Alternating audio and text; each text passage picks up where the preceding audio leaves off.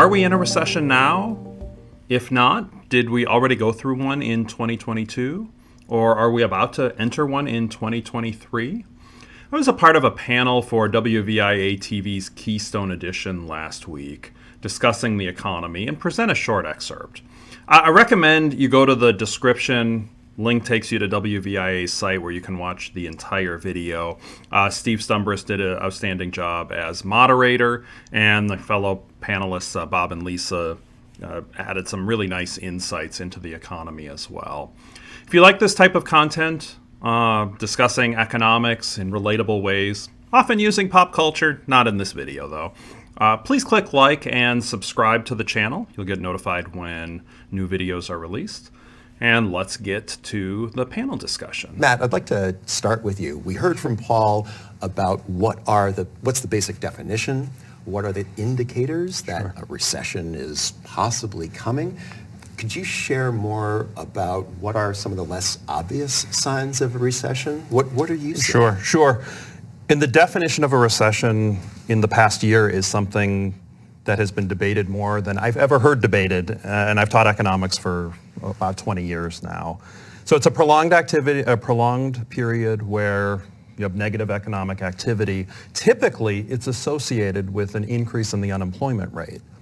What is making this year interesting among, what could we expect with COVID? The past 3 years have been really interesting, is there's been a decrease in gross domestic product, which is often the definition, 2 consecutive quarters where gross domestic product decreases.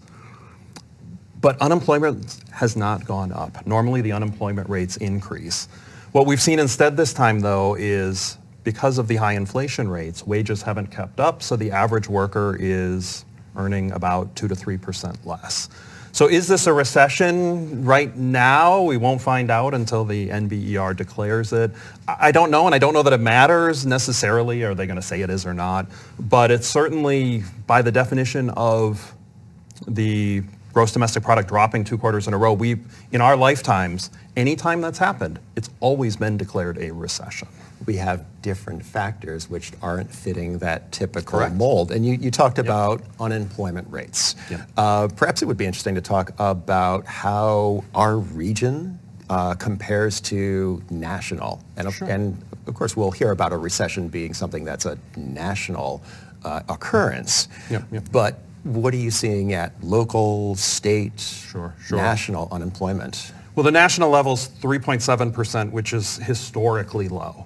I think it might have hit 3.5% a couple years ago, which is the lowest maybe in our lifetimes. But it's even still, 3.7 is incredibly low. At the state and the local level, it's just a notch above 4%, which is still really incredibly low for the long term. I mean, 4% unemployment means only 1 in 25 individuals who want to be working at any given time aren't employed.